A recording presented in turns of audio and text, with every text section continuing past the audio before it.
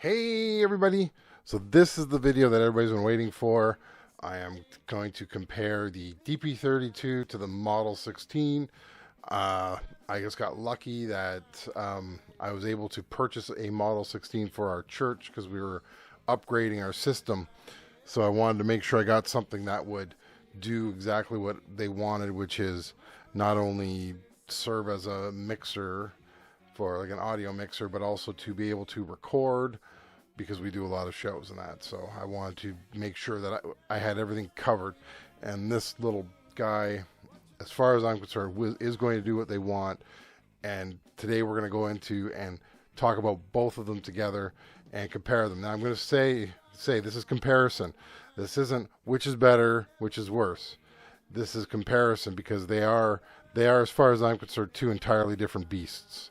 So let's get going with this.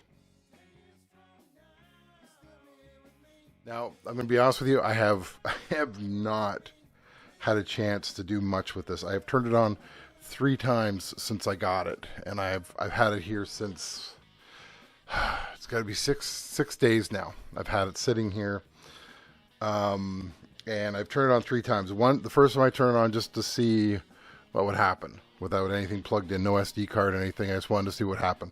Second time, I put an SD card in. So there is an SD card in here now. Lift it up, and there's the SD card. So I had to format the SD card, so you can see the little SD card sitting there. And the third time was I just wanted to see about creating a song. I haven't even had a chance to record with it, and I'm getting very anxious about trying that stuff out. So initial impressions. So that's what I'm doing right now. Definitely they went back to old style. You got your XLR and your 1/4 inch, and both are separate. Now, once again, I hate to bring this up, but it is not a 16 channel. In this case, it's actually, if you want to get Tascam technical, it's 14 because it has up to 14 tracks. Now, the last 3 are stereo tracks, so I count those as 1. Now, keeping that in mind, the 14th track appears to be a way to like hook your phone in or some other device into the system to record. So I'm going to lop that one off the list. So it's technically 10 tracks to record because 10 mono tracks, and then you can say, well, 12 if you can count the 2 stereo tracks on it. What I would love to see is, I think would be the greatest thing would be kind of a system where you have the option of saying, do I want stereo or do I want mono on all tracks? Because there are guys who record just with keyboards and electronic stuff, and that's all they care about. They don't want mono, so they would love to have that. They might have like 2 mono tracks for vocals or something along the lines of that. So that's another story. But that's first. Now I do like the fact they brought back inserts. I'm going to try them out. I haven't used my inserts since I've been recording on my 4-track, and I used to use them for the compressor. Now, granted, in this system, the compressor is right here, so that I can't wait to try either. That is beautiful. I know that one of the complaints, since this is going into our church once I've had my fun with it. And the one thing that we've had is where we have a vocalist. He's a beautiful singer, but he has a very high, loud range, and then he has a quiet range. And it would be nice to actually be able to control without having to turn him down, just have the system handle it. So that to me is beautiful. The low cut, once again, another beautiful feature for using for like an onboard mixer, because then you can, when you're working with somebody and they're just talking like I am right now, or they're singing, you can just take off their low part because you don't need it. Once again, beautiful. Now it has compression here, so it has gain, compression. Sorry, I got it mixed up. So you got compression on the green one is compression, the red one is gain. It's my fault. Then you have a nice 4-band EQ.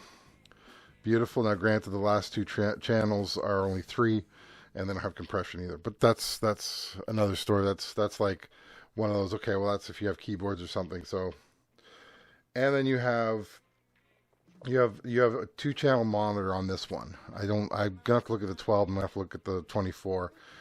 But you have the ability to pass the sound to 2 different monitors. At least that's what I'm thinking here. I hope that's the way it works. Once again, initial looks. Now I'm gonna have to bring this down because you can't see the rest of it. Whoa, lost my camera there. There we go. All right, we're back up. Now, yeah. So you have you have monitor 1, 2. Then you have, I'm not sure what post does. That's going to be another one I'm going to have to look into. And then we have our effects underneath that. So using the effects board on here. I'm assuming that this is also going to be an effects send. I don't know. We'll have to find that out. And you have your faders, you have your mutes. I like the fact they have a light beside the mute, because we have one of the issues we have at the church is one of the mixers is a Mackie mixer, and the mute, and at one point somebody kept pushing the mute buttons in. And problem is, when you push the mute button in, you could not tell. Now in this case, I'll show you here. It was similar to this, where if you notice, there's a white line under the mute button. And then when you push it, the white line is gone. So, oh, it's muted. Well, now you've got a light here. That's beautiful. That's perfect. That is the way it should be. That way you know you've muted it. And that way when somebody looks and goes, why is the light on? Then you go, oh, I muted it. Because we had that problem where somebody kept muting the main microphone. So you got main, sub, and PFL. Once again, I have no idea what PFL is at the moment. We will find out when we move along here.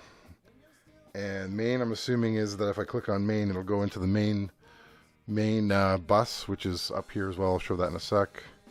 You got your sub bus, which, once again, another beautiful thing to have.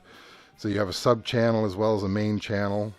I don't know why there's a main button there. We'll find that out. Effects. I'm not sure what this does yet. I'm assuming it's like works the same way as on the DP32, where it has the full. You can turn the main all the way up, and it goes, and just you get full effects. These are things I'm gonna have to learn. These are things that we're gonna have to investigate. And so now up here, I love this. So you have your main outs, which are balanced left and right, balanced XLR cables. So most amplifiers will take those. I'm actually going to try this. I have an amplifier in the room here, which we use for vocals if we ever have band practices again. And yeah, so I'm going to plug them into there, and it's going to come out my speakers that are over in that corner where you can't see them anymore. And then, so you got your sub outputs, the left, right subs, which is good. Foot switch. Now, I'm going to see what kind of foot switch it takes. I have tons of foot switches in here, so we'll figure out what kind I can use. Got a monitor, 1, 2, so those are outputs for your monitor stuff. Control room, which would be for your studio speakers. I'm assuming I find out. And headphones, which is also under the control room, which is perfect because now you have your CR button down here. So a lot of people complain about the fact that, you know, they have to go turn down their volumes. You're probably still gonna have to do that though. That was one thing I heard about complaining about, is having to turn on the volumes, because you have your main up and you have your CR up. So yeah, so you have your control room, so you can set your own volume for that, as opposed to using the main, which you can on that one. Yeah, so you have a single phantom power button. Oops, can't see it there. You have single phantom power, so that means that all the XLRs will then become phantom power. Now I know somebody was saying, well, that's not good if you have ribbon mics, and no, it's not.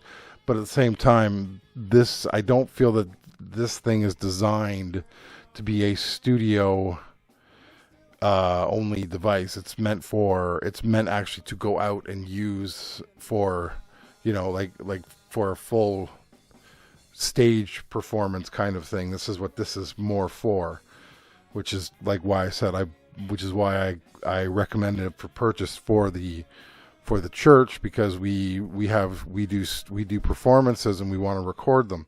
Well, now we have an easy way of doing it. Whereas before I would have to bring my DP32 to the church and have to set it all up. But now if this is there, I can just do it off of this. And you have your master EQs. Beautiful. Love that. And you have your display. I'm not going to turn it on. I don't even think it's plugged in at the moment. Well, I can see if it's plugged in. No, it's not plugged in yet. Well, it was plugged in. I unplugged it. I was looking at something else. And I haven't played with any of this. Like I said, I have not had a chance to do anything with this. So that's my initial view, my initial impression. It is a beautiful looking thing. I love the look.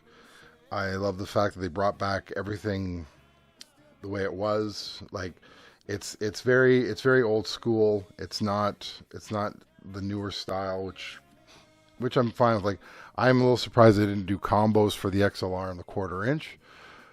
But, once again, that was their option. I'm glad they brought back inserts. I wish they had more. But then again, what I use inserts for was compression and gate. And now they have the compressor right here on they have it right on the board. So I can't wait to play around with that, see what that's like too. What else can I say about this? Let's see. Oh, when I opened the box, honestly, I don't know what they did. I'm used to getting like weird smells coming from opening things. Like I think a lot of you guys you'll open something and suddenly you have this really horrible smell. But this was actually a very pleasant, almost like a new car smell when I opened the box, and I was like, wow, that's different. I was not expecting that.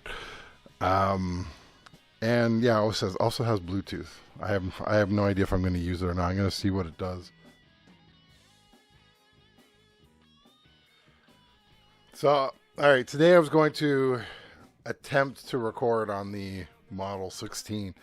And the first thing, of course, for me, because I don't have anybody else here, it's just me, I was going to go, okay, where's the metronome? I wanted to use a metronome.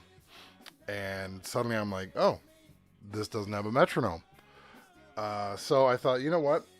I'm going to make a list of things that I noticed that aren't in the Model 16. I pulled out the manual that it came with. Oh, very big manual. I actually downloaded the PDF version because it's just easier when you want to search for something. It's much faster to just go, okay, search metronome, and nothing pops up. I'm like, oh shit. So I decided, you know what? I'm going to look at this. I'm going to see if I can what's in the manual that it has, compare it to what our old friend the DP32, DP24 offers. Now, once again, I'm not trying to sell you on either thing. I'm giving you options. I'm telling you what each one has. That was the whole point of this thing. I just want to reiterate that because I don't want anybody going, oh, well, you just don't like this, blah, blah, blah, blah, blah, because you didn't buy it, blah, blah, blah. So, no. I'm doing a comparison. And at the end, I'm going to give my analysis of both. So, that'll be the last time I talk about that. All right. So, what I have noticed, now I'm on the DP32 here. And the reason I'm on this is because this definitely covers a lot of it. Now, things I noticed it didn't have it didn't have a metronome. So that was one. Bounce, you could probably do it. It would be one of those I'd have to play around with it to see how to do it kind of deals. Track edit, it doesn't have all the track edit stuff. Now, granted, it doesn't have them probably because it is designed to be connected to a computer and then you use it as an interface. So, but either way, doesn't have track edit. Solo, it doesn't really need it. Solo is kind of, it's not really useful on the Model 16 because the Model 16 is designed to be used in a live situation. It's not designed to be your studio system. You can use it as that, but it's not designed that way. It's kind of, you know, it's more of a I'm in a live setting, I'm going to use it this way. So muted has virtual tracks. I didn't see virtual tracks. If I come across it, I will make an addendum to say, yeah, there's no mastering or mix down. Undo, I think there's an undo. I'm not sure. I think there's an undo. I'd have to look again. The whole mark set thing, I saw there's a mark on it. I don't know how to work it yet. So I was reading through the book. There's the in-outs are different set up on here if you do an auto punch. It has auto punch. See, I didn't see a record safe. And yeah, then we can go into our menu here. And you have your audio depot, so you can input export. That's just information. I did not see a tuner. I did not see a tuner. Of course, you have USB, but the USB on the Model 16 completely different. SD formatting, yes, all the SD stuff is there. I did it already. And then the preferences, that's in here as well. It's a little different. So these are the things that I noticed that are different. It does have, let me go back to big. It does have the effects thing. It does, it has, like, here, let me just shift the camera over, and I just turned on something. And so I got her on. You can't really see the screen. I gotta fiddle with the preferences. I haven't fiddled with the preferences yet. Like I said, I haven't even recorded with this thing yet. I am just looking at it.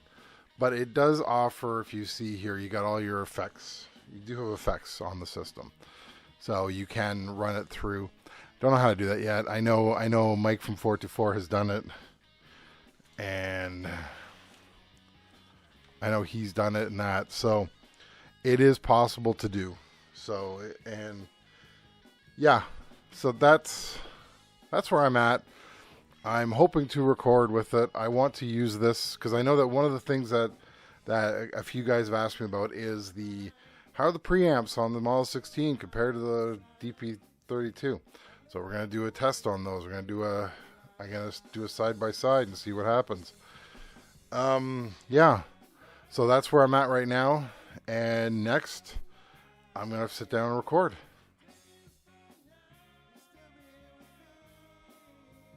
So before we start this next section, I said I was going to look up what PFL and AFL meant because I didn't know.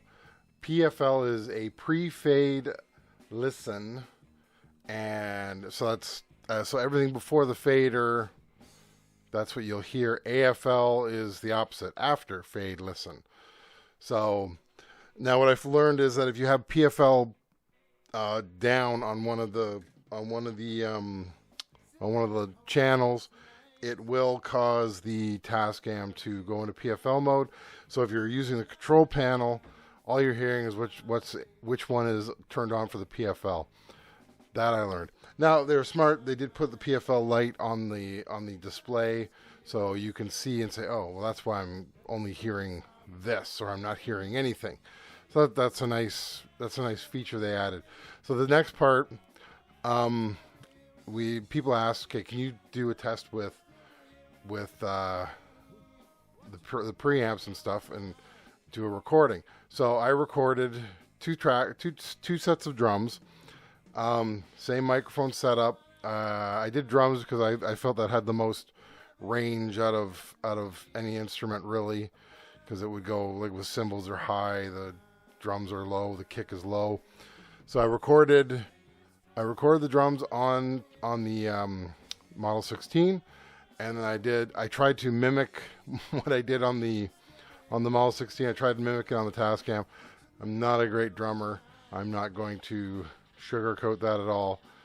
But I'm going to play both, and you can decide what you like better.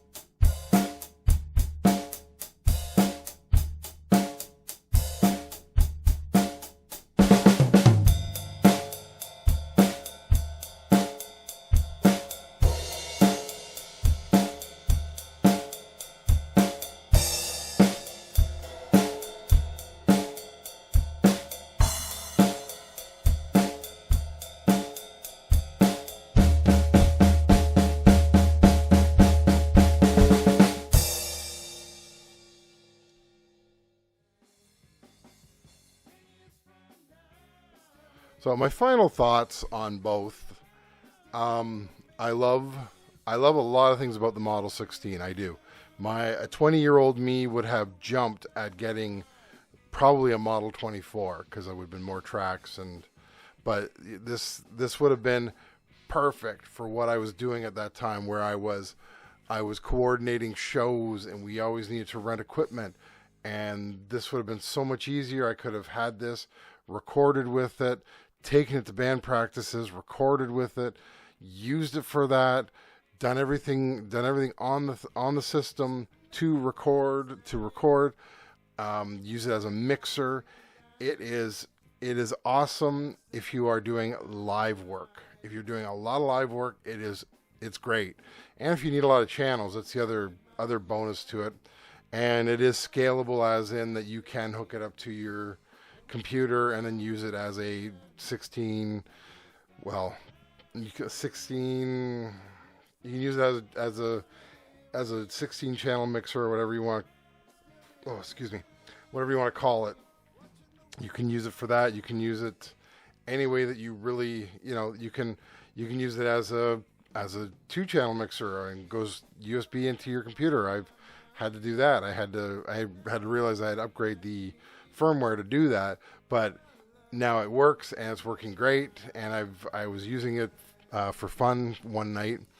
It is a beautiful system. They took on the Zoom style of when you do a punch in or anything, it's on that track. It will edit itself into it, so it doesn't have like the DP32 and the 24. They kind of mishmash and have a timing chart to know where things go and what files to put where. That's why you have to do the exports to get the files. Whereas the Model 16 and the Model 24, you can just copy the files, as I did, because when I did the drum tracks, I put them all on the DP32 and I used it to do the final mix down of each, just because it was easier for me to do it that way because I was used to it. I didn't add anything to it. I'm just saying that. But where I am now, the DP32 does exactly what I want. It's got the extra channels. Now, if you want to get technical, it's 20. If I switch all of them to mono, it's 20 channels, which is not a lot, but it's still there. It has extra functionalities that I use, which just like the whole mixing down, the mix down, the mastering. I love using that stuff. The assigning tracks to record, not a big deal. It's beautiful on the Model 16. You just, you've got the track set, click, record, and you just turn on the record button and say, hey, I'm going to be recording this track. And like I said, the newer models, perfect for if you have a band, if you are doing live. Like if you're doing live shows, if you want something that's an all-in-one, which is what it's good for, yes. An all-in-one mixer plus recording device, perfect. Whereas the DP32, the DP24, it's a little more work to get to do that. But once again, it can be done. I've proven it. You can do it with live stuff. But yeah. Honestly, I would like I said, when I started this, I said, it's up to you. This isn't a which is better. It is a what does each one have and what is best for you. So for me, my DP32, it does exactly what I want. I am going to, at some point, look at getting a Model 24 because I would like to have that ability, because one of the things that I've wanted to do is be able to just go somewhere with it and record. So that's something that I want. This will be perfect for the church. This is exactly what they need for the church. And we do a lot of live shows before COVID hit, but we do a lot of that. Or we're going to again. So this will be perfect for that, because then we can record those shows. So this I'm looking forward to. I can't wait to start using it in the church and everything, and it's set up perfectly for doing live streaming now because I upgraded it and all that. So that's what I found. Yeah, so once again, thanks for watching. Like and subscribe. Hopefully if you watch to this part, that'd be great. I know a lot of people don't. And yeah, I will see you next Monday, and thank you very much. Talk to you later. Bye.